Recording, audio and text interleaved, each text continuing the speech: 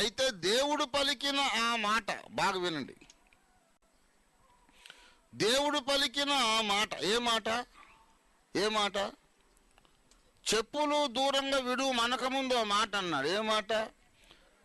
నీవు నిలిచి ఉన్నది పరిశుద్ధ ప్రదేశము.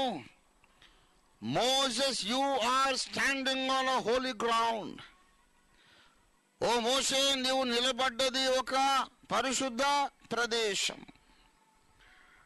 That is an observation. That is a commandment when God tells you to remove the shoe. But when God is declaring that you are standing on a holy ground, that is not a commandment. That is God's testimony. మోషే, నీ చెప్పులు దూరంగా విడుమనేది ఆజ్ఞ. నీవు నిలబడ్డది పరిశుద్ధ స్థలం అనేది ఆజ్ఞ కాదు. అదేమిటది? దేవుడిస్తున్న సాక్ష్యం. అక్కడ దేవుడిస్తున్న సొరంగమైన ఆ కాసేపు అది సీనాయి కొండ. కూటం ముగించి ఆశీర్వాద ప్రార్థన చేసి వెళ్ళిపోతే ఇంక అక్కడ ఏముండదు, మళ్ళీ సర్వవ్యాపకత్వమే ఉంటుంది.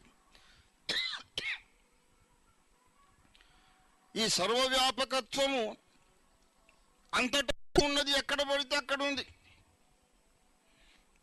కానీ పరిశుద్ధులు కూడుకున్న కాసేపు ఉండేది సర్వవ్యాపకత్వం కాదు, అది ప్రత్యేక సన్నిధి, దేవుని యొక్క వ్యక్తిగత సన్నిధి, పర్సనల్ ప్రజెన్స్ ఆఫ్ గాడ్. కాబట్టి రోడ్డు మీద నడిచేటప్పుడు కూడా దేవుడు ఉంటాడు, చెప్పులు తీయనక్కర్లేదు. పరిశుద్ధులు కూడుకున్నప్పుడు మాత్రం చెప్పులు తీయాలి. దేవుడు ఇక్కడ హయ్యర్ వోల్టేజ్లో ఉంటాడు కాబట్టి. There is a difference.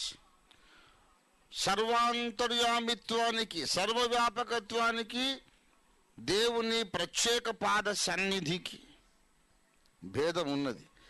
అందుకే ఇంట్లో రోడ్డు మీద చెప్పులు తీయనక్కర్లేదు, ఇక్కడ మాత్రం తీయాలి.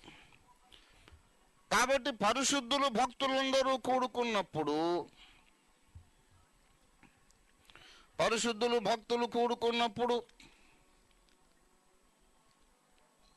అక్కడ అది పరిశుద్ధమైన భూమిగా మారిపోతుంది. కనుక మన చెప్పులు మనం తీయాల్సిన అవసరం ఉన్నది. ఇది ఒక యాంగిల్. అయితే ఇంకొక విషయం చెబుతున్నాను నేను. భౌతికమైన స్థలాలు అప్పుడప్పుడు ఏమవుతాయి చెప్పండి? పరిశుద్ధ భూమిగా మారిపోతాయి. అర్థమైంది అన్నమాట. భౌతికమైన స్థలాలు కొన్ని ఆయా కాలములో సీనాయి కొండగా మారిపోతాయి.